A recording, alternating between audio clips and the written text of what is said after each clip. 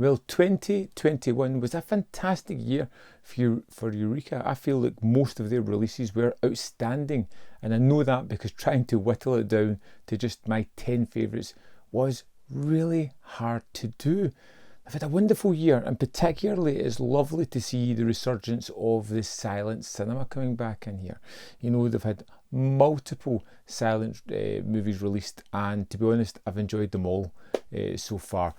A couple of them even make my top 10 list, so let's just dive in and I'll run through my favourites of the year. Number 10 on my list is PTU, Police Tactical Unit, another Johnny To, the third one in the Masters of Cinema series, and an incredibly entertaining movie. I love what Johnny To does. I just love the way he shoots. I love his nighttime photography. There seems to be ethereal lights everywhere. It's a high pressure situation. A police officer loses his weapon, and over the course of a night, along with a comrade and some other people, they're looking for it before he has to own up and get the retribution that the police will give him for losing his weapon. And the characters are wonderful. They're really well fleshed out. You can tell where everybody's coming from. You can see the pressure mounting more and more, and it pays off in a typical To fashion.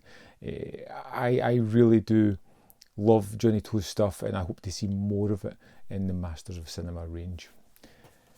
Next up, we have from 1949, Champion, starring Kirk Douglas. Boxing movie. Film noir movie, one that I recently reviewed, just came out in the start of December, and was really interesting because it didn't follow the set pattern that I thought it was going to follow. We're going to see the rise of a boxer from nothing to the top of the world, and it's a story that we've seen done before, but it's very differently here, because the more that this character rises through the ranks, the more acclaim, the more prestige that he has, the more humanity he loses along the way. And that was a really interesting juxtaposition between the rise of fame and the loss of humanity that I really did like.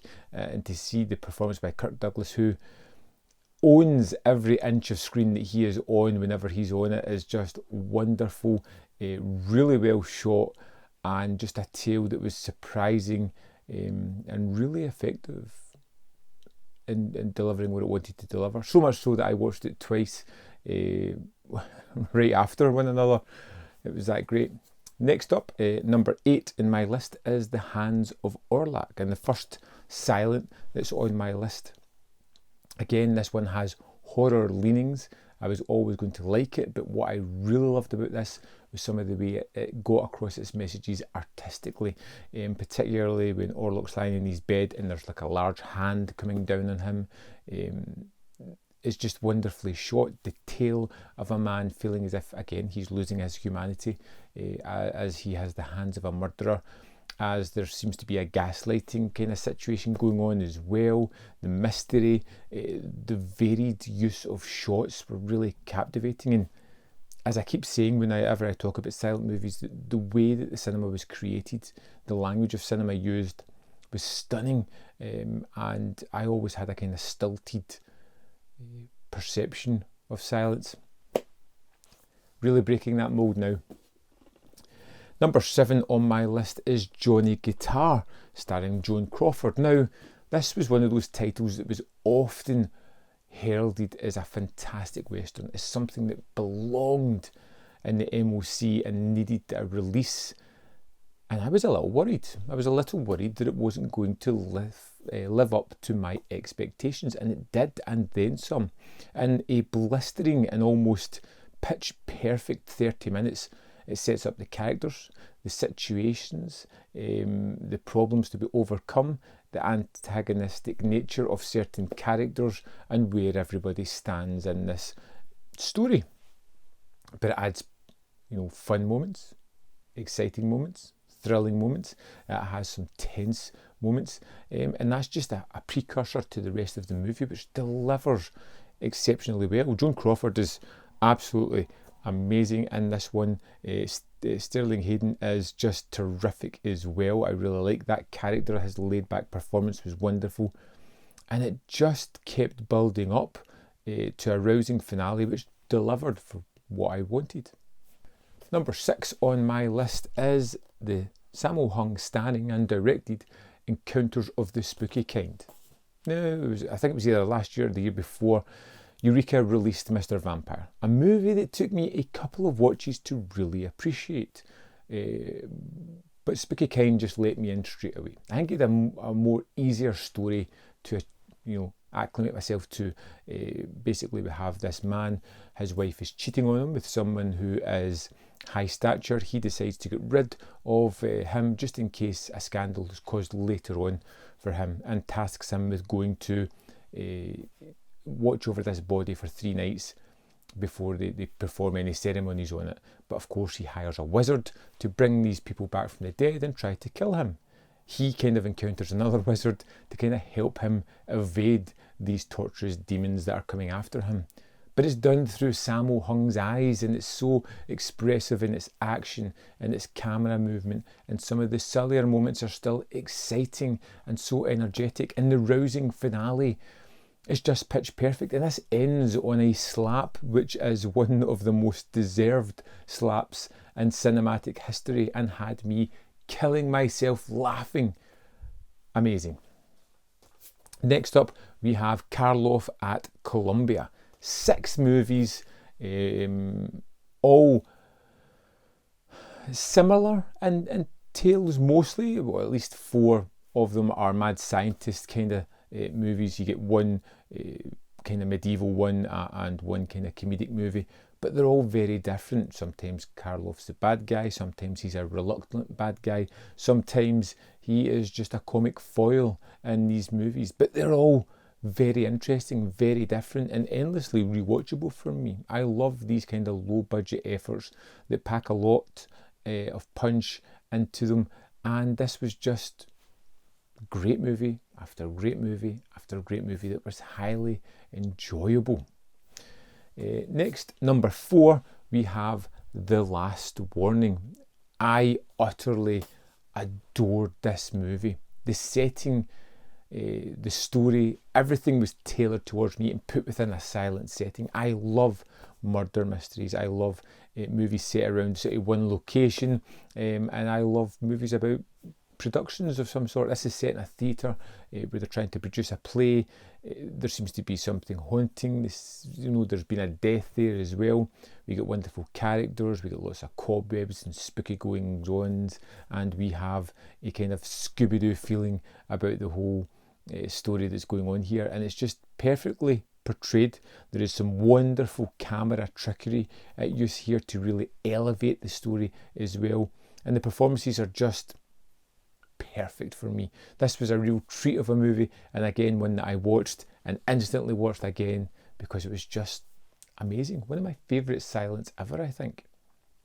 Next up in the Masters of Cinema collection we have The Grand Silence, a movie that was so bleak that it literally took me days to recover from watching it. Klaus Kinski is the bad guy in this one, and he is horrid, a character deserving of a bloody death, and this movie was very typical of the kind of spaghetti western, mostly along the storylines, with the exception of the last 20 minutes and with the exception of maybe the setting. I envisaged where this movie was going, and just as I think it's following along that track, it takes a quick left turn into Bleaksville and never looks back. This is a movie where it's got great characters, great situations, some wonderful fights and great characters, and you're just waiting for that wonderful happy payoff to come at the end, and it just utterly destroyed me.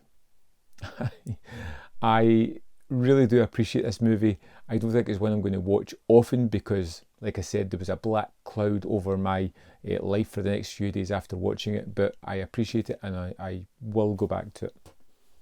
Number 2 in my list is the SABATA trilogy, a more typical spaghetti western, and one that starred Lee Van Cleef. Now there's 3 movies here.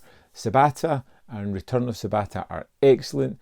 Adios SABATA is perfunctory, it's fine, it stars Yul Brynner, but it sorely misses Lee Van Cleef. His portrayal of Sabata, along with an absolutely exceptional theme song, is one of the best characters I've encountered this year. I loved the action, the fact that Sabata was always 4-5 steps ahead of everybody else, how he could never miss with his aim, how he always knew what everyone was up to and had this almost godlike perception of where everybody else was and what they were up to.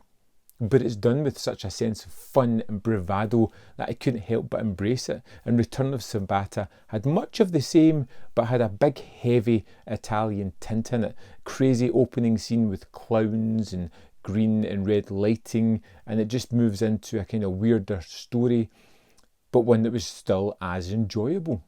Terrific releases.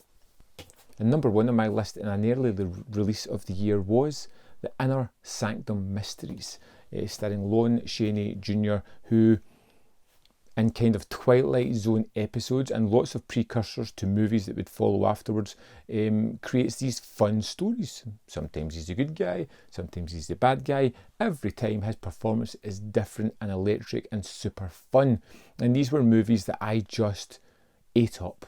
Little over an hour each movie, and I could have binge watched hundreds of these things because they were so captivating. They were so varied in telling their stories. I loved the sort of direction and the way it told certain things. There's one of the movies with hypnotic scenes that are just absolutely terrific. The horror in it is great, and I've got to say, this was one of the most rewatchable and enjoyable sets that Eureka have released.